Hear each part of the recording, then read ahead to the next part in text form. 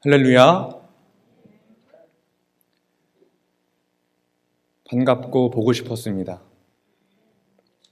참 오랜 시간이었습니다. 아직 상황이 엄청 좋아진 것은 아니지만 그래도 많이 안정된 것 같습니다. 특별히 여러분들과 함께 모여서 예배하게 된 것이 매우 기쁘고 감사합니다. 정부가 사회적 거리두기 앞에 고강도라는 단어를 뺐지만 계속해서 사회적 거리두기를 유지해 주기를 교회에 부탁해 왔습니다. 따라서 우리 교회는 정부 지침에 따라서 집회 예방 수칙을 잘 지키면서 예배를 드리기로 했습니다. 후에 강고 시간에 말씀드리겠지만 일단은 주일 예배와 새벽 예배를 재개하도록 하겠습니다. 수요 예배와 금요 예배는 생활 방역으로 돌아선 후에 드리도록 하겠습니다. 참 어려운 시기였지만 간간히 기분 좋은 소식이 들려왔습니다. 우리 지역에서 가장 큰 교회인 수암교회가 정부의 지침을 따라서 가정예배로 대체한 모습을 지역 주민들이 많이 칭찬한다는 소리였습니다. 자부심을 가지시고 교회가 지켜야 할 사회적 책임을 끝까지 다하시는 성도님들 되시기를 소망합니다. 여러분, 오늘 우리가 살고 있는 시대를 한마디로 말하자면 뭐라고 표현할 수 있을까요? 아마도 다양한 이야기가 나올 것입니다. 그 중에 가장 많이 나오는 단어가 아무래도 불안의 시대일 것입니다. 지금도 겪고 있는 전염병으로 인한 불안이 있고 20대, 30대의 취업 불안이 있습니다. 또 늘어나는 수명과는 반대로 퇴직이 빨라져서 오는 40대, 50대의 고용 불안이 있습니다. 오늘을 사는 우리는 이렇듯 많은 불안감을 가지고 살고 있습니다. 이런 불안감이 커지면 정신적 치료를 받아야 하는 불안장애까지 오게 됩니다. 우리는 그래서 오늘날을 불안의 시대라고 부르기도 합니다. 60년대, 70년대 노동자의 상징은 거칠은 손 그리고 목 박힌 손이었어요. 그러나 현대인의 상징은 찌푸린 미간이라고 합니다. 이전보다 편하고 안락하며 많은 것을 누리며 살 수 있지만 훨씬 더 많은 불안과 스트레스를 가지고 사는 것이죠. 그러나 현 시대를 살고 있기 때문에 불안을 느낀다라고 말하기는 어렵습니다. 불안은 이미 우리 이전의 시대에도 있었습니다. 성경에서 본다면 아마도 인간은 에덴 동산에서 추방되어 이 세상에 거주하기 시작했을 때부터 불안과 공포 가운데 살아왔을 것입니다. 하나님께서는 인간에게 형통과 고난을 함께 주셨습니다. 우리는 인생을 살면서 형통과 고난이 언제 찾아올지 아무도 모릅니다. 이런 한 치 앞도 모르는 삶 앞에서 우리는 불안한 것을 느끼는 것이죠. 인간은 이런 이유로 재물, 명예, 권력을 추구하면서 삽니다. 그러나 이것들은 아침에 손에 잡은 것 같지만 저녁에는 날개를 다른 듯 사라지고 맙니다. 또 안개와 같아서 해가 비추기만 하면 소리 없이 사라지고 마는 것이죠. 이사야서는 세 가지 역사적 배경을 같이 하고 있습니다. 첫 번째는 주전 8세기 말에, 그리고 두 번째는 바벨론 포로기, 또 세 번째는 돌아온 포로들과 그 이후 세대를 배경으로 합니다. 그 중에 오늘 본문인 26장은 주전 8세기를 배경으로 하고 있습니다. 이 시대 이스라엘 백성들은 외부적으로 아주 불안한 상황에 있었어요. 그 이유는 당시 강대국으로 부상하고 있던 아수르라는 나라가 이 북이스라엘과 남유다를 위협하기 시작했어요. 결국 주전 722년에 북이스라엘은 멸망하고 말지요. 우리의 주변에는 끊임없는 생명의 위협들이 있습니다. 근래의 뉴스를 보면 죽음의 공포를 더 실감하게 됩니다. 이 코로나19는 우리에게 직접적인 생명의 위협을 주고 있습니다. 코로나19로 인한 사망자가 전 세계적으로 10만 명이 넘었다고 합니다. 최악의 경우 미국의 사망자 수만 26만 명에 이를 것이라는 전망이 이루고 있습니다. 아내는 출근하는 남편을 불안해합니다. 걱정합니다. 또 남편은 집에 남아있는 아내를 불안해하고 걱정하죠. 이것이 오늘의 현실입니다. 많은 사람들은 현대인이 아주 이성적이다라고 말합니다. 하지만 현대인은 정서적으로 동물처럼 되어버렸어요. 순간적인 충동과 자극에 의해서 감정적으로 행동하죠. 자신의 행동에 대해서 이성적인 판단이 잘 서지 않는 거예요. 우리 주변에 있는 모든 것이 불안과 공포의 요소들이 되었습니다. 많은 사람들이 이 불안을 달래기 위해서 술과 담배를 의지합니다. 환각적인 증상으로 도피하려는 현상이죠. 잠깐이라도 잊어보려고 발악하는 거예요. 많은 사람들이 로또에 당첨되기를 바랍니다. 내 상황과 환경이 바뀌면 나의 삶에서 불안이 사라지리라 라는 희망 때문이죠. 앞서 말씀드렸지만 북이스라엘은 아수르의 위협을 받았습니다. 아수르의 위협 아래 북왕국 이스라엘은 수리아라는 나라와 동맹을 맺게 됩니다. 쉽게 말해서 우리나라와 미국이 군사 조약을 맺은 것과 같죠. 아수르라는 강력한 적이 공격할지도 모른다는 그 불안감 때문에 군사적인 조약을 맺은 거예요. 그래서 이 북이스라엘에게 문제가 해결이 되었습니까? 그렇지 않습니다. 오히려 북이스라엘은 주전 722년 멸망하고 말지요. 많은 사람들이 외적인 환경을 바꾸면 불안의 문제가 다 해결되는 것으로 알고 있습니다. 그래서 인간에게 보다 안락한 삶을 주자, 걱정이 되는 요소를 제거하자라는 마음을 가지고 지난 세월 피나는 노력들을 이 세상이 해왔어요. 그 결과 우리의 환경이 굉장히 좋아졌습니다. 너무나도 편리한 세상 속에서 살고 있는 거예요. 그런데 참 이상한 것은 우리의 환경과 여건이 좋아지면 좋아질수록 인간은 더 불안감이 커진다는 거예요. 이것이 현대 문명으로 커진 현대 사회가 가르쳐주는 놀라운 진리입니다. 마치 약을 먹으면 먹을수록 내성이 커져서 아무리 약을 먹어도 병이 안 낫는 것처럼, 약이 개발되면 개발될수록 이상한 병이 변형되어서 사람을 더 고생하게 만들듯이 외부적인 조건이 좋아지면 좋아질수록 인간의 마음은 더 약해지고 맙니다. 왜 그렇습니까? 불안이라는 것은 환경 때문에 오는 것이 아니기 때문이에요. 아무리 로또에 당첨되더라도 불안에 놓여 있는 사람을 종종 봅니다. 그 이유는 인간 자체가 본질적으로 불안을 느끼게 되었기 때문이에요.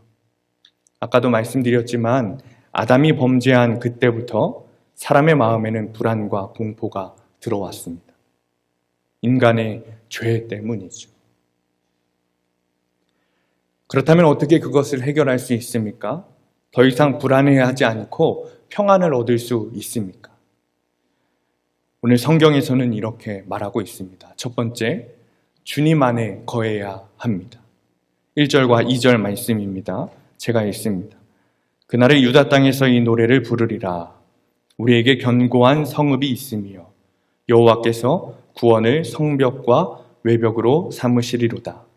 너희는 문들을 열고 신의를 지키는 의로운 나라가 들어오게 할지어다. 아멘. 현대인의 성경으로 읽으면 더 쉽게 이해가 됩니다. 그날의 사람들이 유다 땅에서 이런 노래를 부를 것이다. 우리의 성은 튼튼하다. 하나님이 직접 우리의 성벽을 지키신다.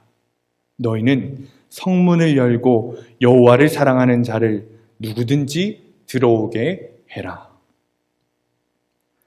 인간은 하나님 앞에 돌아오기 전까지 모두 탕자와 같습니다. 부모를 떠난 자녀의 마음이 평안할 수 없습니다. 목자를 잃어버린 양이 안심하고 누울 만한 곳은 없습니다. 방황하는 자에게는 항상 불안이 따르기 마련입니다. 인간이 세상에서 튼튼하게 자신의 위치를 구축하고 살아도 하나님을 떠나 있는 자는 불안한 마음을 제거할 수 없습니다. 그는 목자 잃은 양이죠. 방황하는 존재로 아버지를 떠난 탕자입니다. 캄캄한 암흑 속을 더듬거리는 소경과 같은 존재입니다. 그러나 주님 안에 거하게 되면 다릅니다. 그분의 품은 성벽과도 같아서 튼튼합니다. 사람은 스스로 평안을 만들지 못합니다. 마음을 좀 편하게 가져보자, 두려워하지 말자, 겁내지 말자 하고 아무리 자신을 달래면서 평안해지려고 해도 스스로 평안해질 수 없습니다. 그러나 주님은 하실 수 있습니다. 우리가 주님 안에 거한다는 것은 튼튼한 성벽 안으로 들어가는 것과 같습니다. 그 성벽은 너무나도 견고해요. 주님이 직접 우리의 성벽을 지켜주시기 때문이에요. 우리가 주님 안에 거할 수 있게 된 것은 예수 그리스도의 십자가 때문입니다. 골로새서 1장 20절에 이렇게 말합니다. 그의 십자가의 피로 화평을 이루사. 예수님을 믿기 전에 우리는 목자 잃은 양같이 방황하고 죄악에 벗어나지 못하는 존재였어요. 주님 안에 거하지 못하는 존재였습니다. 계속해서 불안에 떨면서 사는 존재였어요. 이런 우리를 예수님께서 십자가의 피 흘리심으로 우리를 하나님의 성벽 안에 거하는 축복을 허락하신 겁니다. 사랑하는 성도님들, 사람이 참 평안을 누릴 수 있는 길은 나의 환경과 상황을 바꾸는 데 있지 않습니다.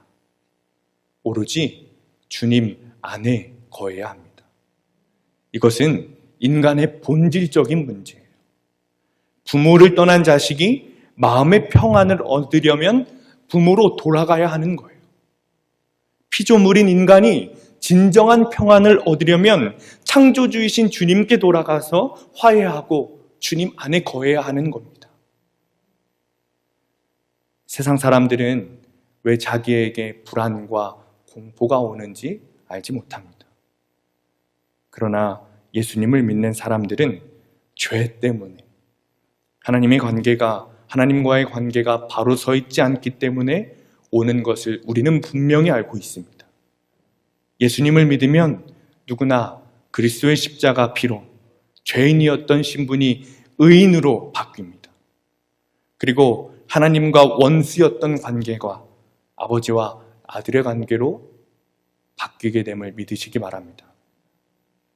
마침내 주님 안에 거하며 하나님이 누리고 계시는 놀라운 평안이 시냇물처럼 흘러들어오게 되는 것을 체험하시길 축복합니다. 두 번째는 변함없이 주님을 의지하는 것입니다. 3절입니다. 주께서 심지가 견고한 자를 평강하고 평강하도록 지키시리니 이는 그가 주를 신뢰함이니이다. 역시 현대인의 성경으로 읽으면 조금 더 쉽게 이해할 수 있습니다. 여호와는 자기를 의지하고 마음이 한결같은 자에게 완전한 평안을 주신다. 즉 심지가 견고하다는 것은 뿌리가 깊어서 주님께 의지하는 것이 변함없는 사람을 말합니다. 흔들리지 않는 신앙의 자세를 말하는 거예요. 주님은 그런 자에게 평강을 넘어서 그에 더한 완전한 평강을 주신다고 말씀하셨어요. 본문에 나와 있는 문제는 아수르의 위협이에요. 그러나 이 문제는 표면적인 문제였습니다. 이 하나님의 백성에게 진짜 문제는 믿음의 문제였습니다. 하나님의 백성은 구원을 위해 무엇을 믿을 것인가? 인간적인 방법을 믿을 것인가? 아니면 하나님의 은혜와 약속을 믿을 것인가?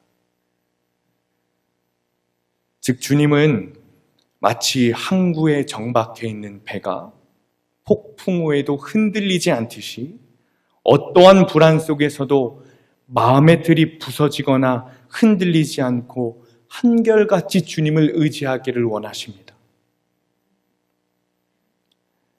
일제시절 주기철 목사님은 돌아가시기 전 아내와 마지막 면회에서 이렇게 말씀하셨어요. 내 살아서는 이 붉은 벽돌문 밖을 나가리라 기대하지 않소. 날 위해 기대해 주시오. 나는 머지않아 주님께로 갑니다. 어머니와 어린 자식들을 잘 부탁하오. 하나님 나라에 가서 산정현 교회와 조선의 모든 교회를 위해 기도하겠소. 내가 하늘의 미랄이 되기를 원하오. 주기철 목사님은 죽음이라는 불안 가운데 있으셨지만 두려워하지 않으셨어요. 그의 유언에는 불안을 찾아볼 수 없습니다. 심지어 심지가 견고하도록 주님을 의지한 주기철 목사님께서 하나님께 평안을 허락하셨기 때문이에요. 1946년 공산주의자들이 순교하신 주기철 목사님의 아들 주영진 전도사님을 잡아갔어요. 이때 주기철 목사님의 부인인 오정모 사모님은 이렇게 기도했습니다. 오 하나님, 감사합니다. 목사님을 제물로 받으시더니 또 그 아들까지 받으시려고 합니까? 한없는 영광을 주시니 감사합니다. 어린 종에게 담대한 마음을 주셔서 시험에 들지 않게 하옵소서. 남편인 주기철 목사님이 일제의 탄압으로 돌아가셨어요. 순교하셨어요. 그러나 오정모 사모님은 흔들리지 않으셨어요. 변함이 없었습니다. 오히려 아들이 잡혀갈 때 하나님께 영광을 돌렸어요. 오정모 사모님의 한결같은 믿음을 보시고 하나님께서 그에게 완전한 평안을 주셨기 때문입니다. 세 번째는 영원한 반석이신 주님의 사랑을 신뢰하는 것입니다. 4절입니다. 우리 4절 함께 읽습니다. 시작.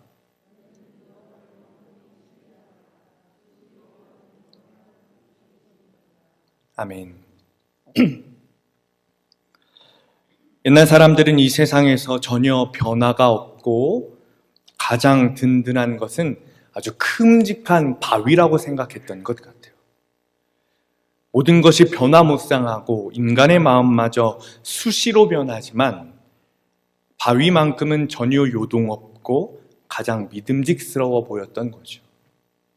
특히 모래와 바위뿐인 이 광야를 40년 동안 방황했던 이스라엘 백성에게 바위는 더 그러한 존재로 느껴졌습니다.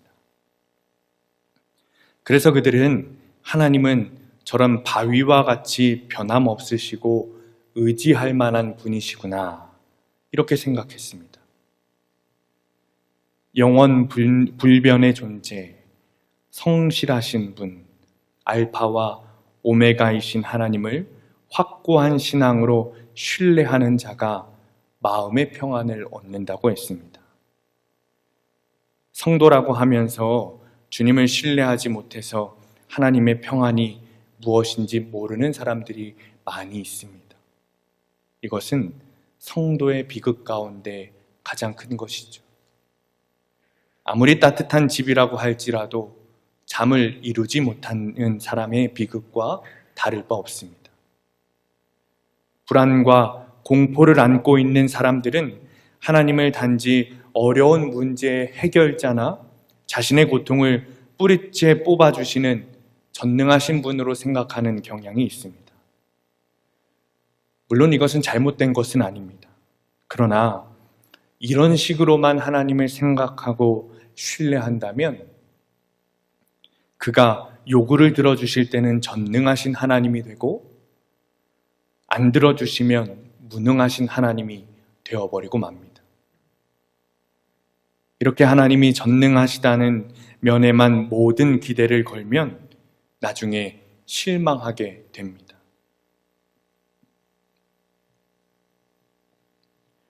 우리는 하나님의 영원한 반석의 모습에 집중해야 될 줄 믿습니다. 요한일서 4장 18절입니다. 사랑 안에 두려움이 없고 온전한 사랑이 두려움을 내어 쫓나니 두려움에는 형벌이 있음이라. 두려워하는 자는 사랑 안에서 온전히 이루지 못하였느니라. 아멘. 반석같이 변함없으신 하나님으로 가장 잘 나타나는 것이 하나님의 사랑입니다. 온전한 사랑에 거하게 되면 마음의 두려움이 사라지게 됩니다.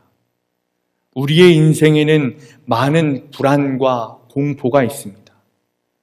이럴 때일수록 주님의 반석 같은 영원한 사랑을 믿어야 합니다. 이 믿음이 우리에게 있을 때 주님의 평안이 우리에게 주어집니다. 어린 자녀가 부모에게 마음의 평안을 가지고 기쁨으로 재롱을 부릴 수 있는 것은 자기가 가지고 있는 것을 자기가 가지고 싶은 것을 다 가졌기 때문이 아닙니다.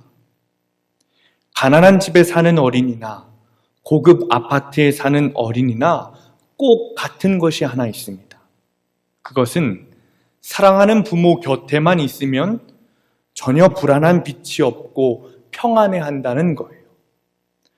부잣집에 사는 아이는 갖고 싶은 것을 다 가졌어요. 가난한 집 아이는 하나도 가지지 못했습니다. 그래도 그 아이의 마음에는 평안이 있습니다. 엄마 아빠가 자기를 사랑해 주신다는 것 하나가 두려움과 불안을 사라지게 하는 거예요. 제 아들 이든이는 오전에 낮잠을 자다가 제가 점심을 먹으러 집으로 들어가면 그때서야 이제 일어납니다. 그런데 항상 잠에서 깰 때 울면서 일어나는 거예요. 방이 어두워서 그런지 아니면은 일어났을 때 혼자라는 것을 알아서 그런지는 모르겠습니다. 그래서 이든이가 깨서 우는 소리가 들리면 저는 이든이 방 문 앞에 서서 두 팔을 활짝 벌리고 웃으면서 서 있어요. 그러면 이 아이는 우는 것을 멈추고 방긋 웃으면서 저에게 달려와 안깁니다. 아빠의 사랑이 아이의 불안과 공포를 사라지게 하는 거예요. 마찬가지입니다. 어떤 상황 속에서도 하나님께서 나를 사랑하신다는 이 놀라운 사실 앞에 마음의 문을 활짝 여는 사람은 두려움과 불안을 쫓아냅니다. SNS에서 읽은 어느 성도님의 이야기입니다. 유치원에 다니는 딸 하나를 키우는 부부가 행복하게 살고 있었습니다. 그런데 그만 아내가 원인 모르는 병으로 죽었습니다. 먹구름이 그 가정을 덮은 것입니다. 아버지와 어린 딸이 엄마를 땅에 묻고 집으로 돌아왔습니다. 현관에서부터 시작해서 방, 부엌, 거실에 이르기까지 하나도 변한 것이 없는데 아빠와 딸의 눈에는 모든 것이 다르게 보인다는 거죠. 어두운 밤이 되었습니다. 아빠가 딸을 침대에 눕혀놓고 기도해 주면서 편히 자라고 하고는 자기 방으로 돌아왔어요. 얼마 후 딸의 방에서 우는 소리가 들렸습니다. 아빠가 가보았더니 아빠 무서워요, 어두워요 하는 거죠. 아빠가 아이를 타이르면서 아무리 어둡고 무서워도 아빠가 있으니 무서워하지 말고 조용히 자거라. 그런데 어린 딸이 눈을 한참 감고 있더니 아빠, 아무리 어두워도 아빠는 나를 사랑하지? 라고 하며 안심하는 목소리로 물었어요. 그때 그 한마디에 딸과 함께 상심했던 이 아빠는 새로운 빛을 보았습니다. 그리고 이렇게 기도했어요. 하나님, 딸의 입술을 통해 나에게 진리를 가르쳐 주신 것 감사합니다. 아무리 주변이 어두워도 변함없는 하나님의 사랑이 있으므로 실망하지 않습니다. 비록 우리의 가정에 먹구름이 덮여서 사망의 음침한 골짜기 같이 느껴지지만 내가 딸을 사랑하는 것과 같이 하나님께서 나를 사랑하시는 것을 믿고 힘을 얻습니다. 평안을 얻습니다. 이렇게 그가 기도하기 시작할 때 그의 마음에 불안과 두려움이 사라지는 것을 느꼈다고 합니다. 그를 사랑하시는 면에서 영원한 반석이 되시고 변함이 없으신 하나님을 믿을 때 그의 마음에 평안이 찾아온 거예요. 사랑하는 성도님들, 실패하셨습니까? 두려움이 찾아왔습니까? 마음에 불안이 엄습해 오십니까? 그 자리에서 고백하십시오. 나의 모습은 이렇지만 그러나 여전히 변함없는 한 가지, 하나님이 여러분을 사랑하신다는 것입니다. 하나님께서는 우리의 머리카락까지도 세신 바 된다 하셨어요. 사람의 머리카락은 2에서 3만 개 된다고 해요. 우리는 이 머리카락이 몇 개 빠져나가도 별 관심을 두지 않습니다. 그러나 하나님께서는 하나하나 다 세셨다고 하셨어요. 그만큼 우리를 사랑하시기 때문에 세밀하게 살피신다는 거예요. 이런 하나님의 놀라운 사랑을 우리가 영원한 반석처럼 믿고 산다면 우리의 마음에 있는 불안은 사라집니다. 우리를 처음부터 마지막까지 살피시고 보호하시는 그분 곁에서는 주변이 어두워졌다고 해서 불안해할 필요가 없습니다. 말씀을 마칩니다. 주님의 평안을 소망하십니까? 첫 번째, 주님 안에 거하시기 바랍니다. 둘째, 변함없는 주님을 의지하시기 바랍니다. 세 번째, 영원한 반석이신 주님의 사랑을 신뢰하시기 바랍니다. 우리의 주변이 어둡고 원하는 것들이 잘 안 되어도 그것은 문제가 되지 않아요. 우리 앞에 거대한 산과 같은 큰 문제가 자리 잡고 있어도 그것 때문에 두려워할 필요가 없습니다. 하나님께서 우리를 사랑하심으로 그가 보실 때 우리를 선한 길로 인도해 주실 거예요. 하나님의 자녀만이 이 놀랍고도 아름다운 축복을 날마다 체험할 수 있습니다. 영원한 반석이 되시는 하나님의 사랑을 완전히 의뢰하고 조금도 요동하지 말며 그분 안에서 영원한 평안을 누리시기를 간절히 축원합니다. 기도하겠습니다. 사랑의 하나님, 감사합니다. 주님, 우리는 불안의 시대를 살고 있습니다. 우리의 인생 가운데 여전히 불안과 고통이 남아 있습니다. 주님이 주시는 평안을 구합니다. 주님 안에서 거하고 주님을 의지하고 주님의 사랑을 신뢰합니다. 그때 우리에게 평안이 있는 줄 믿습니다. 그럼에도 불구하고 우리에게는 여전히 많은 고난과 고통들이 있지만 그 안에서 주님이 주시는 평안을 찾기를 원합니다. 주님, 세상이 참 어려운 가운데 있습니다. 우리나라는 코로나로 인한 상황이 많이 좋아졌지만 우리나라를 제외한 전 세계는 여전히 혼란과 아픔 가운데 있습니다. 주님, 그들을 지켜 주옵소서. 죽음의 불안과 공포 가운데서 건져내 주옵소서. 평안을 허락하여 주옵소서. 그들을 돕는 의료진들을 지켜주시고 하루빨리 주님이 주시는 일상의 생활로 돌아가게 하옵소서. 예수님의 이름으로 기도드렸습니다. 아멘.